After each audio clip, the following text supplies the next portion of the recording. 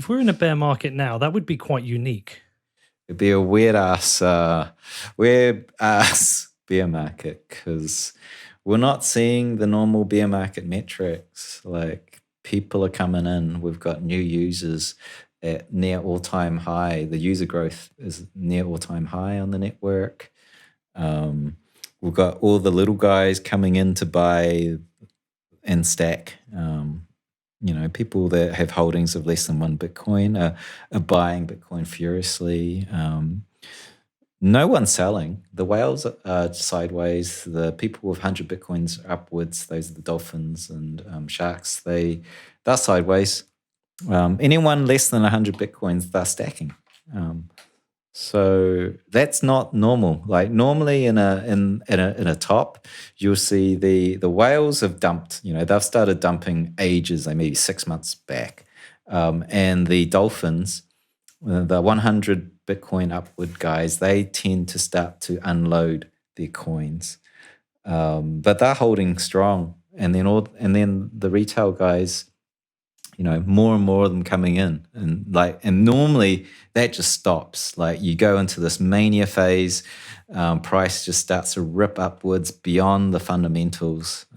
It goes up sheer bullish wall, and we haven't seen that. So it's just got all the wrong signs to be the start of a bear market.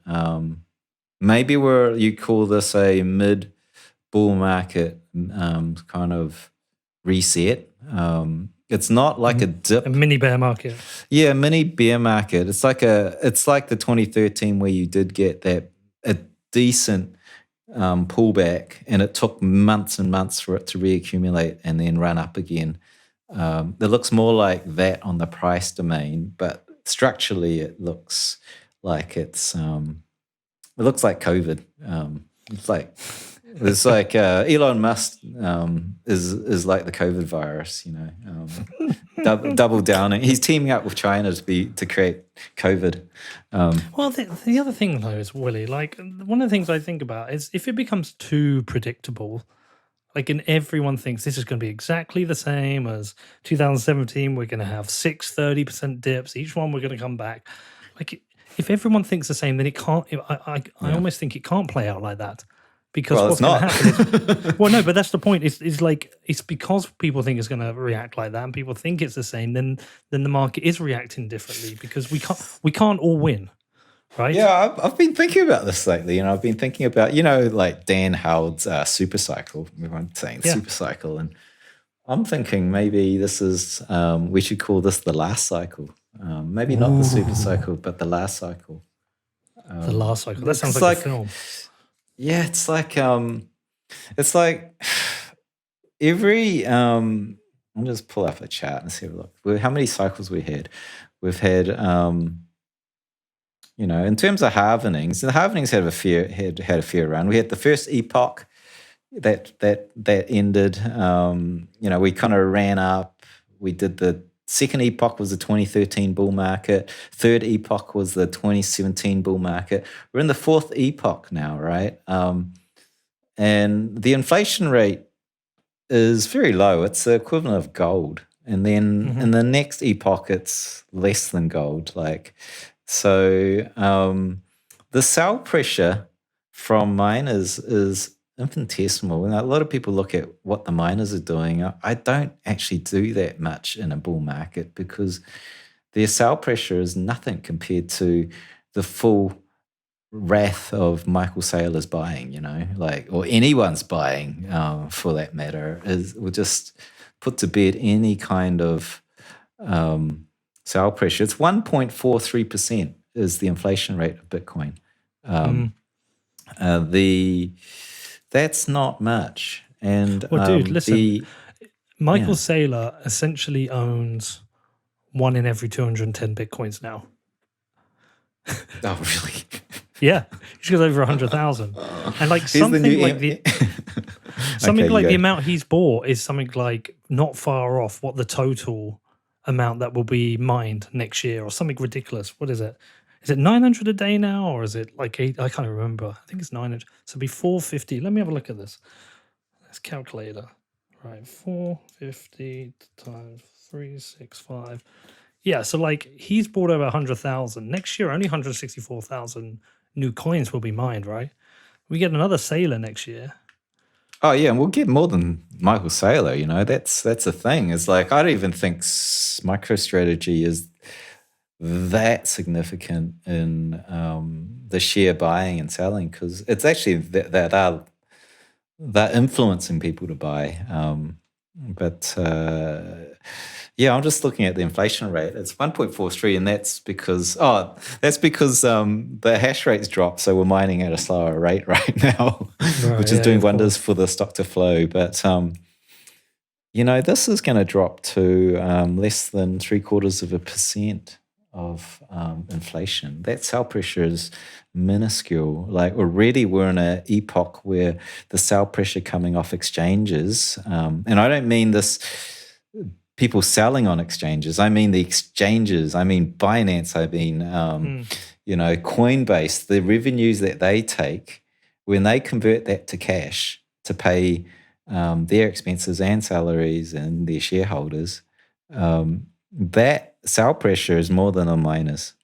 So Yeah. we're in dynamics where the buying and selling is of the market is starting to look like it's making the inflation rate from the mining the lesser significant thing. And so I think that's going to have a decent impact on these normal cycles we see where we get this bullish impulse.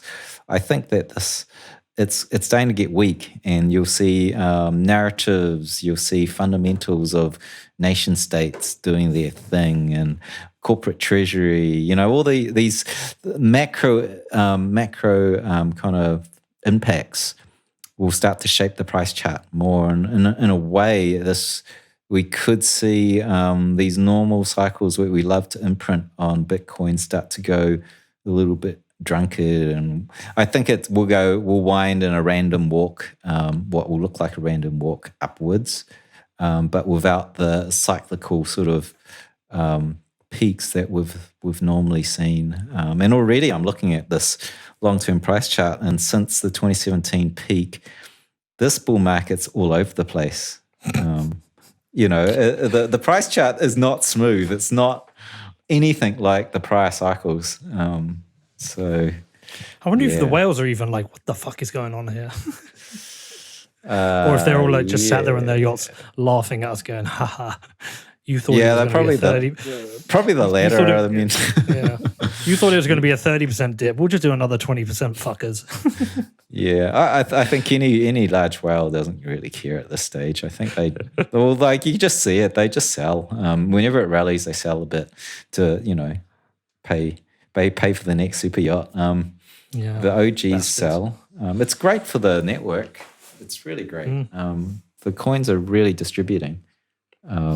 Yeah, well, you say that, but then like Michael Saylor, like I say, it's even more than the 100,000. I think MicroStrategy's got like 100,000, but he implied like himself and entities he control has like something like 120,000 Bitcoin. Like, so that's a consolidation. Whilst it's good for to have a better spread of coins, but that's also a consolidation. Do you worry about that? Do you think about that? Yeah, I think about it, and I think it's a red herring. I think that an institutional buy like that is just another word for coins owned by a whole lot of people. MicroStrategy is a publicly traded company. Okay, how many shares does Michael Saylor own? A decent chunk of it, right? But not the majority, but not by far the majority. And of course, a lot of their holdings are debt driven. So actually, it's bought on leverage, and the people who own that leverage, the other side of the loans, have options to take that in shareholding in the company. And if you look at the last issuance of that debt, junk bonds, junk corporate bonds, the people who bought those bonds were corporates that wanted an easy access way to access Bitcoin. And I imagine that a lot of that came out of conversations from his conference earlier this year, you know, Bitcoin for institutions, corporates. I imagine a lot of those conversations took place, and like he did that one to allow people to, CEOs of other companies to just say, "Leb, I'll just buy my junk bond," and now you've got an easy way in because you can convert that to MicroStrategy stock. It's the bitcoins are moved into a new holding vehicle. It's kind of like the ETF for corporates right now, and so again, that's just coins held by a whole bunch of other corporates, which are held by a whole bunch of shareholders. So these aren't. It's not like Michael Saylor owns those coins. He's custodian of the coins, but he's not the owner.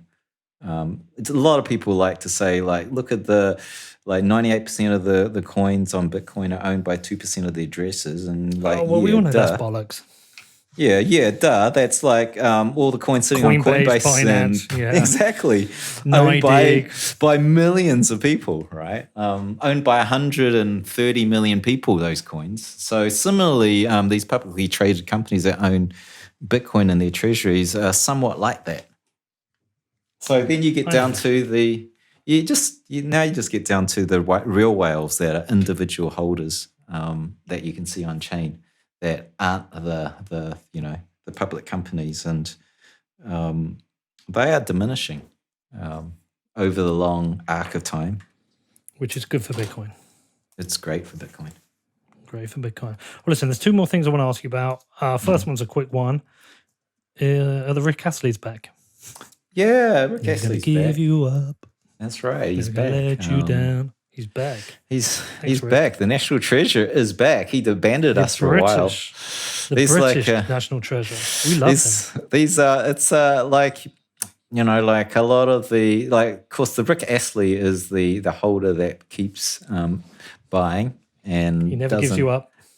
Never tends to sell much. That's what we measure. We measure that, and of course, Rick was very, very active over 2021, and then suddenly, all the coins moved away from Rick to the weak hands, the speculative traders that buy and sell, and now we're seeing that cross back into moving to Rick, and it's that chart. If you rehash it and make it less smooth and look at every movement day to day of coins between the two types of holders, you'll see that is the actual structure I'm looking at when this looks very much like COVID. We had a massive unlock by coins that used to be owned by Rick. He got out, and now they're being mopped up again by Rick. So he's back. He's back.